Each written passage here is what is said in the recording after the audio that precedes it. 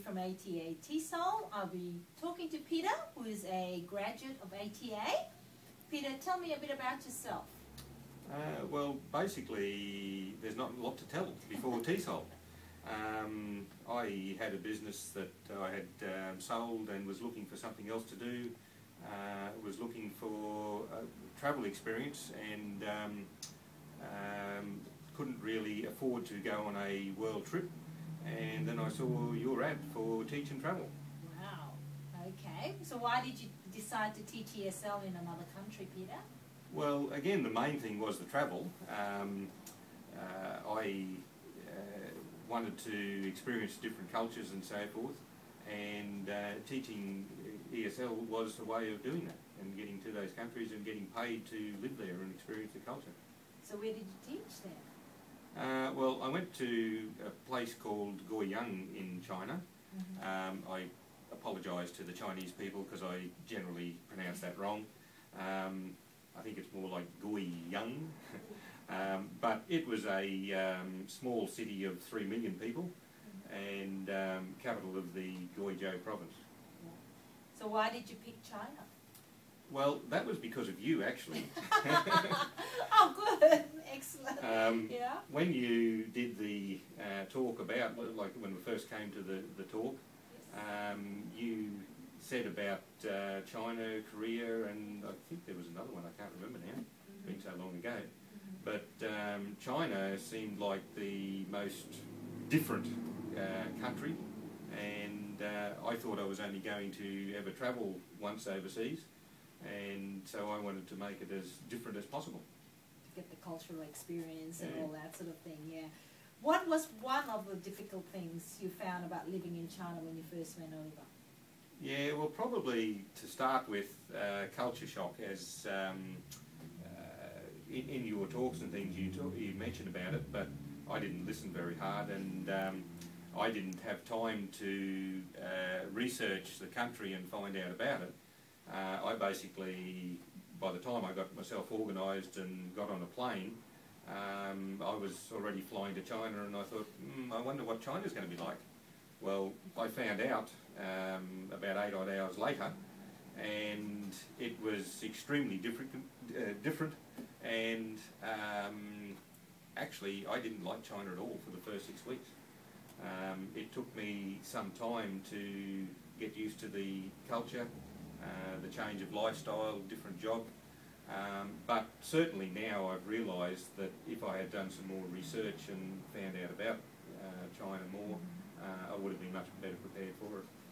Okay, that's what we talk about as well. It's called the Well, cultural exactly shock. what you talk about, but of course I didn't do it. Yeah, and then I always say the most difficult thing once you actually start teaching overseas is to have to come home, because that's a reverse cultural shock. You're used to a lifestyle and used to travelling and all that.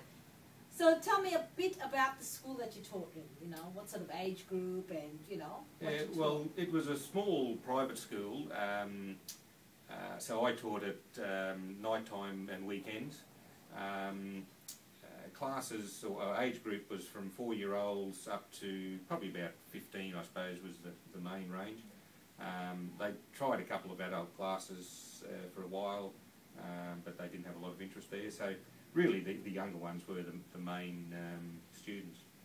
And I was the only teacher, so it was a great experience. Like what I learned at the course was exactly what I needed to be able to teach there, because I had no idea about teaching before this. So, you don't come from a teaching background, so yes. Well, no, like English was my worst subject at school. I can't really spell very good, but with the course I learnt what I needed to do, sort of thing, to run lessons, etc.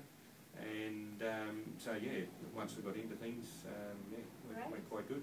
What did you enjoy the most while you were teaching? Probably two ends really. The young ones, the 4-year-olds, were great fun. It was good because with the young ones it's a lot of playing of games and things, so quite easy to teach really. It's just colours and numbers and simple things, so that was good. But probably the older ones that had a higher English level, I could actually talk to them, a real conversation, and that's how I learned a lot about China. I would be talking to them about China, comparing that to Australia, telling them about Australia, and so I learned a lot from them. Okay. So how did you use your experience with ATA? Well, that's a big thing, really. It's been just on 9 years now since I did the course, and well, TESOL got me started in travelling. It's been an amazing journey, really. Like in the last 9 years, I've travelled in 14 countries, most of them non-English speaking.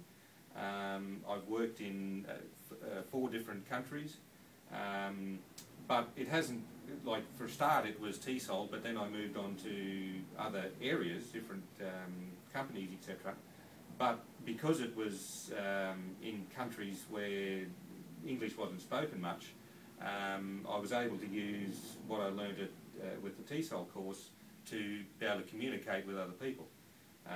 Like that to the normal person or person that hasn't experienced TESOL, that perhaps seems a bit strange, because my biggest fear when I went over first was, how do you communicate in a country where you can't speak the same language? But since then I've learned with TESOL different ways of communicating, and really speaking is only a part of communicating. So it's helped me a lot to get around many different places. So what are the things that you did in China? Tell us about the places you visited, some of your experiences, any great stories you can let us know? Well, how long have you got? What's the most memorable? Well, of course, meeting Rocket was the best thing. I actually travelled, well, first of all, in the first time I was in China, I made many friends in Guiyang. I went back a number of times and travelled many places. I think I've probably travelled more of China than most Chinese. I've been over most of the provinces and around many of the cities. And I've just loved travelling, loved the culture, loved meeting new people. So I've just kept going back many times. So what would you say? Just do it? Just jump in and do it and see the world? Yeah, like... what's your advice? Well, a lot of people sort of, I guess, a bit scared, a bit nervous of doing this sort of thing, going overseas because it's so unknown. But yeah, like, it's really a matter of just going and doing it. Like, lots of people have dreams. Most of them fail because they don't actually do anything about it. I know you like Richard Branson, and one of his favourite sayings, I don't know, what's the audience for this? Can we say that? Yeah, just do it. Yeah, so really it's a great thing to go and do, a great experience. And it's amazing as to where this can lead. Like, I've met many teachers, as you know, I've helped other people get jobs in China, and I've had so many emails from people that have gone on and stayed for many years, had great experiences, and yeah, I've met Rocket in China, got married, and so it's been great. So now I actually currently live in China but work in Australia again. So, so my travel now has gone from what I thought was going to be one trip to now where I'm travelling almost every couple of weeks. So you commute between China and Australia. It sounds a bit strange, but that's it, yes. Right. Okay. Well, this is just one of the stories from one of our graduates from 2003. And based on his experiences, I think everyone should, life is a journey of experiences, so everyone should travel and see the world. And Peter's very lucky, he's brought his beautiful wife back to ATA TESOL, and yeah, now China is your home. Yeah. Right. And just another thing with not being able to speak English, etc. Our first date. we couldn't talk to each other.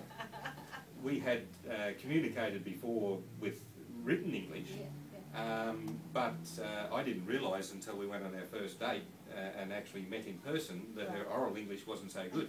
So I didn't think that things were going to go very far. But the second time we got back to computer and with typing on computer, and again, as I said, finding an alternative way to communicate. So with writing and so forth, we got to know each other a bit better. And would you do it again, Peter? Well, yes. It's. I actually found that teaching. I like teaching. English is not my favourite subject because I'm not so great at English. But certainly I'm still like younger students, no problem. Their English level is a bit lower, and I can handle them no problem. But I wouldn't go and work in a university. No, exactly. But 50% of our work is with children anyway, and yes, that's where our market is, and that's where we have a lot of fun as well. And so, like, with my experience, like I came from building and construction, never thought of teaching. The travel was the main thing I wanted, which I've had plenty of, and the teaching was a good benefit as well. That's what we say. TESOL brings in lots of travel, lots of paid travel, and a lot, the opportunity to see the world. And all you have to do is actually just teach them how to speak and listen in English, which is conversational English. It's amazing. It's an amazing journey as far as, it's better than any other travel shows that you'll ever see on TV, I think.